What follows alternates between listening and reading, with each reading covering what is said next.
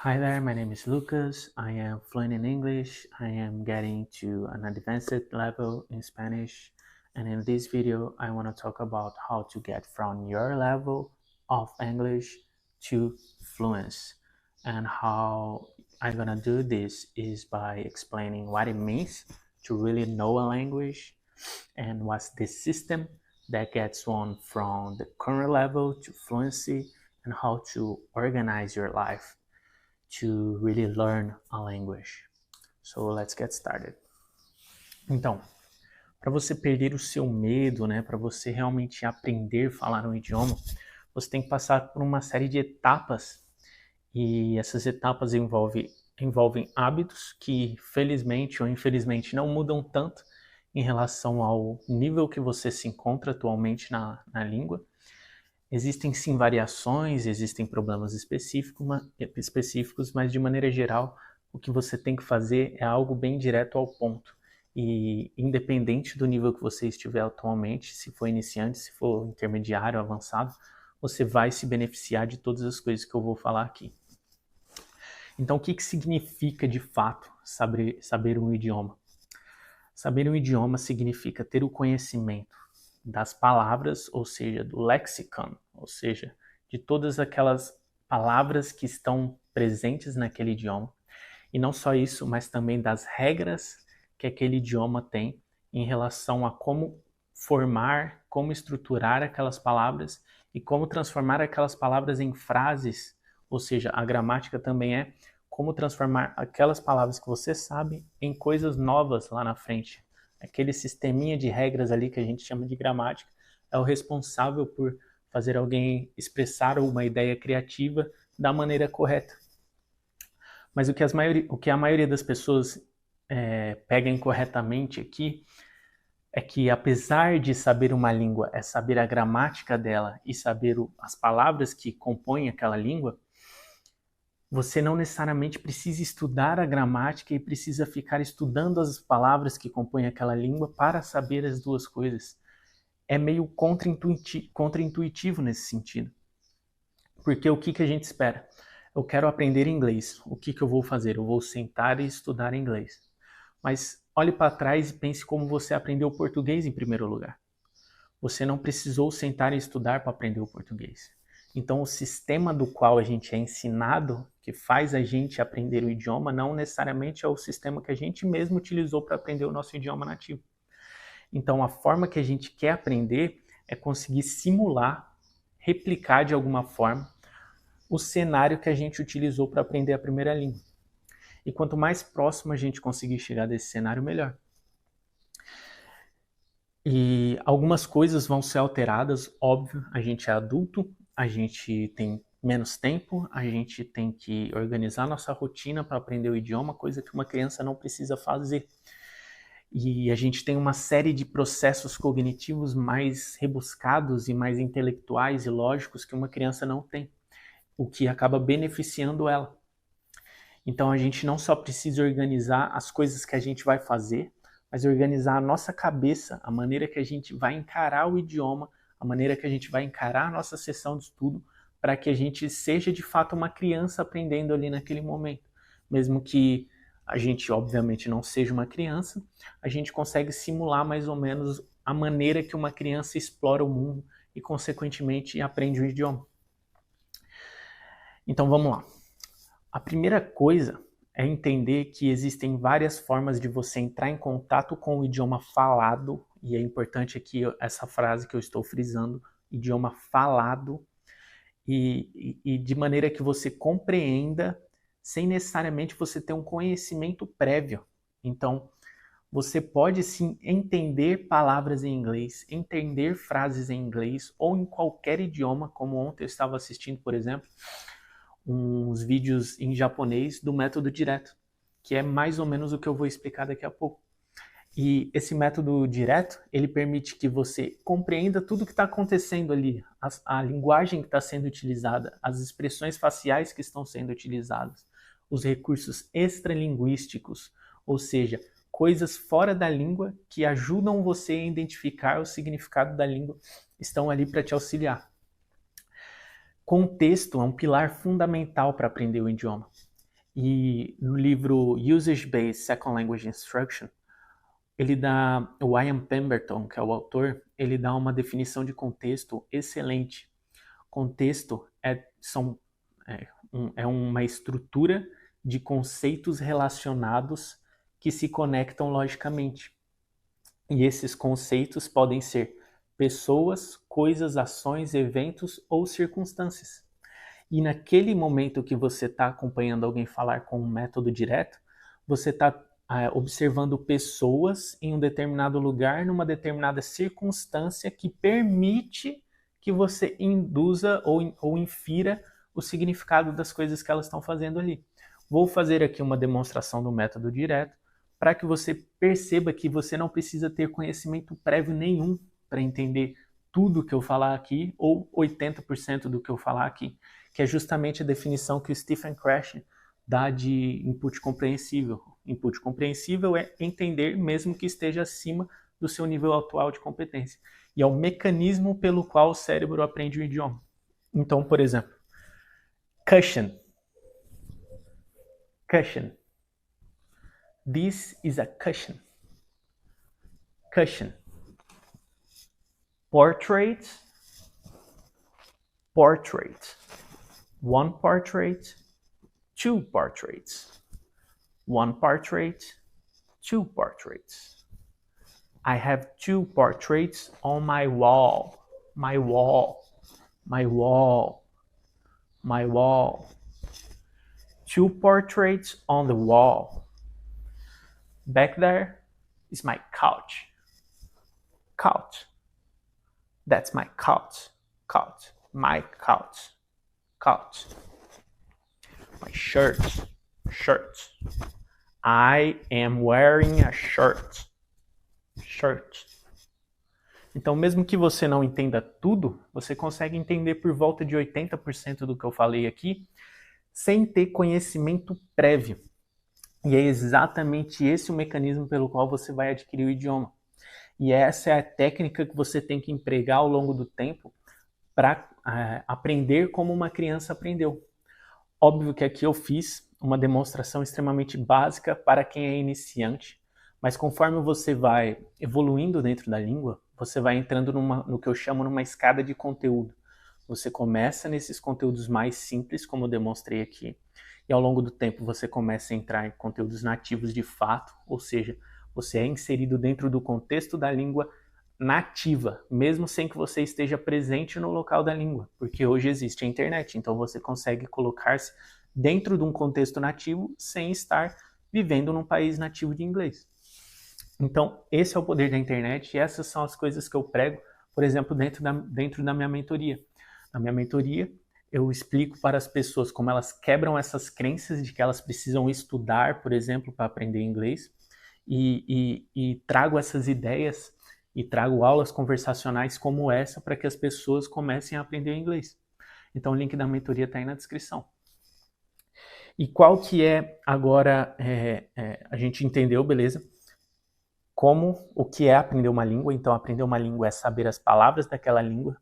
E quando eu falo as palavras daquela língua, elas podem ser entendidas como palavras escritas ou como palavras faladas.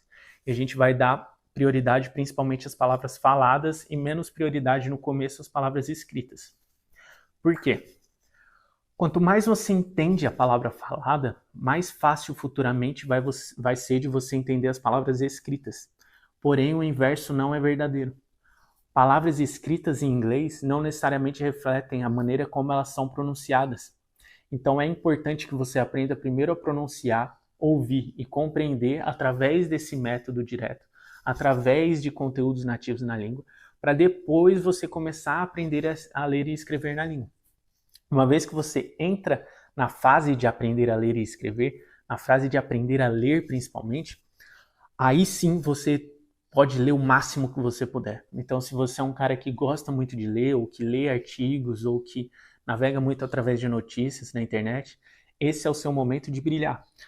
Porque se a forma que a gente aprende é através de contexto e entrar em contato com conhecimentos que a gente ainda não tem necessariamente a competência deles, mas a gente entenda, então leitura é uma forma de você estar exposto justamente a esse cenário. Aquele livro tem um contexto, o contexto daquele livro envolve personagens, envolve pessoas, envolve circunstâncias, envolve lugares, tempo, e tudo isso ajuda você a inferir o significado de uma frase, por exemplo. Então, se está num livro de guerra, o vocabulário presente naquele livro vai ser mais populado de palavras referentes à guerra. Então é normal que você, ao ler 10 livros sobre ficção científica, sobre ficção medieval, sobre guerra, sobre história, é normal que você desenvolva uma capacidade de se comunicar com o vocabulário daqueles livros, porque vai encontrar lá dentro dos livros o segundo pilar, segundo não, né? Um dos pilares essenciais para o aprendizado de idiomas é a iteração. Iteração é basicamente a repetição num estado inicial diferente.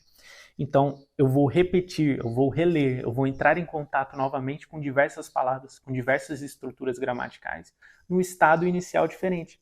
Ou seja, se eu li uma página daquele livro, a próxima página eu já não sou mais a mesma pessoa. Eu já sou uma pessoa que sabe mais, que compreende mais do que na página anterior.